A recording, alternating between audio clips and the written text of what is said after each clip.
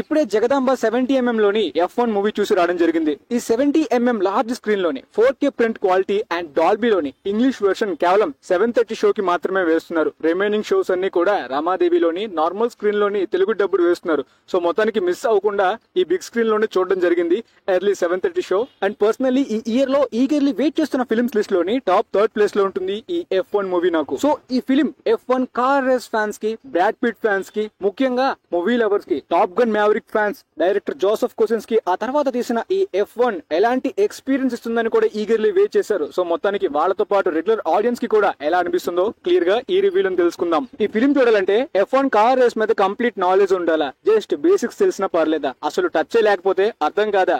ఇలాంటి డౌట్స్ ఏమీ కూడా పెట్టుకోకండి. ఫిలిం ఎండ్ అయ్యేసరికి కంప్లీట్ గా మీకు ఒక బేసిక్ నాలెడ్జ్ ఈ కార్ రేస్ మీద వచ్చేలాగా కూడా చేస్తుంది సినిమా. ఎందుకంటే ప్రొసీడింగ్స్ లోని నార్మల్ గా ఒక్కొక్క లెవెల్ ఇంక్రీజ్ అవుతూ వెళ్ళడం వలన డీటెయిలింగ్ కూడా అలా ఆడియన్స్ కి అందిస్తుంది. బట్ ఫార్ములా 1 రేస్ ఫ్యాన్స్ కి అయితే మాత్రం కంప్లీట్ గా ఇన్వాల్వ్ అయిపోయి మల్టిపుల్ టైమ్స్ చూసేలాంటి కిక్ ఇస్తుంది. అథెంటిసిటీ ఫిలిం మేకింగ్ లో చాలా టాప్ నాచ్ గా ఉంటుంది. ఎందుకంటే ఫిలిం లోని మ్యాక్స్ వెర్స్టెపెన్, లూయిస్ హామిల్టన్, ఫెర్నాండో లాంటి రియల్ రేసర్స్ యొక్క క్యామియోస్ కూడా చాలా రియలిస్టిక్ ఫీల్ వస్తుంది అనమాట.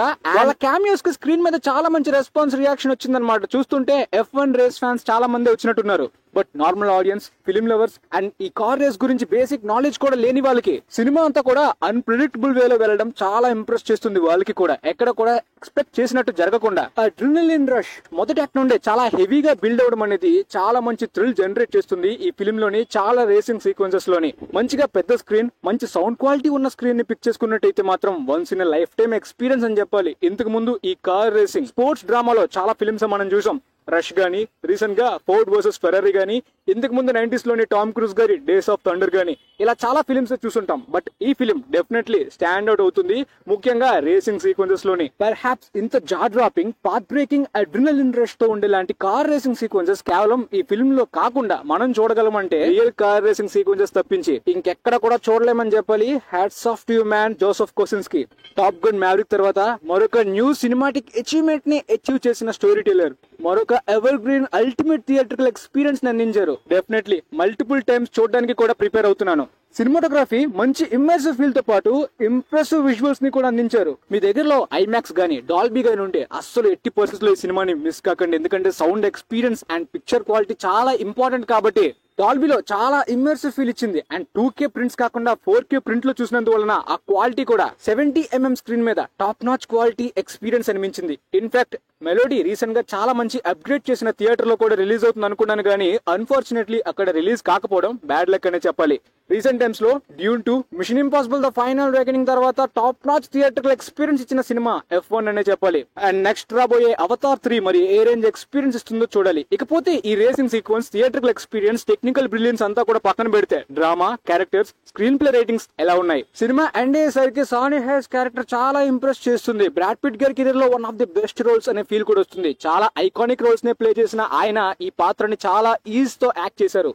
Of course regular heroic ingredients ఉన్నాయి ఈ క్యారెక్టర్ లోని, కానీ కొన్ని పోర్షన్స్ చాలా యూనిక్ గా అనిపిస్తాయి. అలాంటి యూనిక్ పోర్షన్స్ లోని అన్ప్రెడిక్టబుల్ సీన్స్ ని రాయడం వలన నిజంగా ఈ క్యారెక్టర్ గుర్తుండిపోయేలాంటి క్యారెక్టర్ అని ఫీల్ ఇచ్చింది. మరొక ఇంట్రెస్టింగ్ పాయింట్ ఏంటంటే ఈ ఏపెక్స్ కార్ రేసింగ్ టీమ్ లోని సానీ హైస్ తో పాటు టీమ్మేట్ జాషువా పేవర్స్ క్యారెక్టర్ కూడా చాలా ఇంప్రెసివ్ గా అనిపిస్తుంది అనమాట. వీళ్ళ మధ్యన బాండింగ్ గానీ, ఆ కెమిస్ట్రీ గానీ, మంచి ఇంట్రీగింగ్ పాయింట్స్ అనేవి రైజ్ అవుతాయి డ్రామాలోని.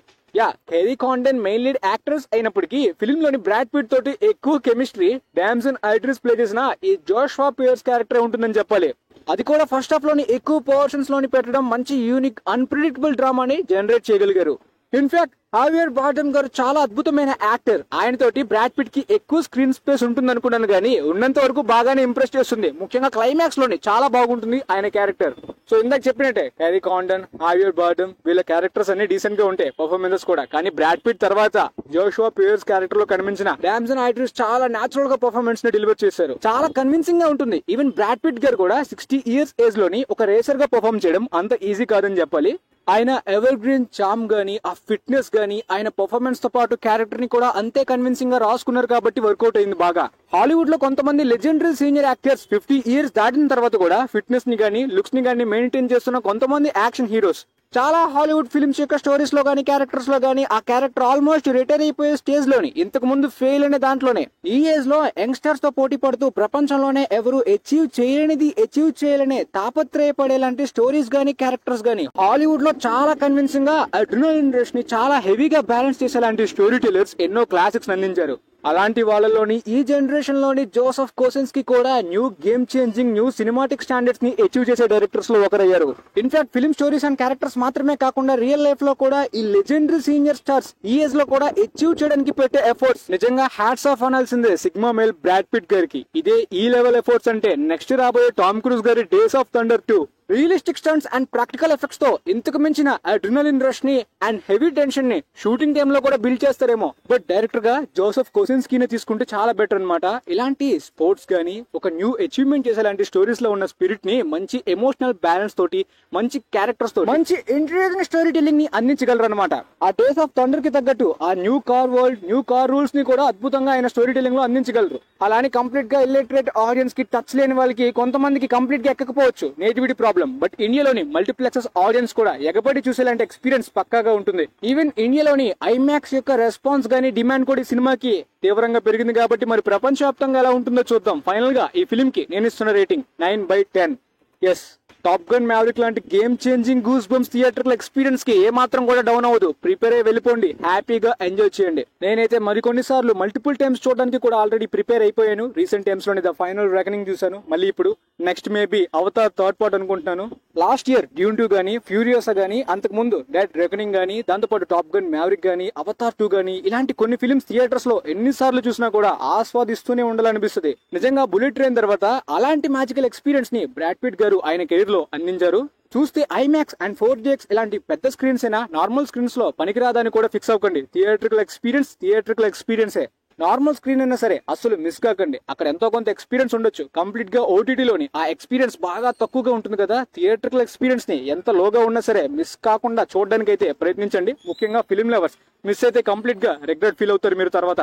బట్ ఒకవేళ బెస్ట్ స్క్రీన్ పాసిబుల్ గా ఉంటే ఒక 2-3 రోజులు వెయిట్ చేసినా సరే ఆ స్క్రీన్ లో చూడడానికి కాస్త డిస్టెన్స్ ట్రావెల్ చేసి వెళ్ళాలని ఇంట్రెస్ట్ ఉన్నా కూడా ట్రై చేయండి, మిస్ కాకండి. ఎందుకంటే మళ్ళీ ఇదే రేంజ్ థియేట్రికల్ ఎక్స్పీరియన్స్ ఫిల్మ్ చూడాలంటే మరొక 6 months వరకు వెయిట్ చేయాలి అవతార్ థర్డ్ పార్ట్ కోసం. 4DX లో ట్రై చేయొచ్చా బ్రో అంటే పక్కాగా ట్రై చేయొచ్చు. ఎందుకంటే ఈ ఫిల్మ్ కోసం సోనీ వాళ్ళు ఒక సెపరేట్ కెమెరాని తయారు చేశారు. దాని వెహికల్ కి అక్కడ అటాచ్ చేయడం వలన కెమెరా మూవ్ అవుతున్నప్పుడు చాలా ఇమ్మర్సివ్ ఫీల్ ఇచ్చింది. అదిరిపోయేలాంటి థ్రిల్ జనరేట్ అయింది ఆ సీన్స్. సో అలాంటి టాప్ నాచ్ సినిమాటోగ్రఫీ అలాంటి కెమెరా యాంగిల్స్ లో అలాంటి కట్స్ అండ్ మూవ్స్ లోని 4DX లో అదిరిపోయేలాంటి ఎక్స్పీరియన్స్ కూడా ఇస్తుంది. ఆ సీన్స్ చూసిన తర్వాత 4DX మాత్రమే కాదు ఐమాక్స్ లాంటి పెద్ద స్క్రీన్ లో కూడా ఆ ఫ్రేమ్స్ అస్సలు మిస్ అవ్వకుండా చూడాలి.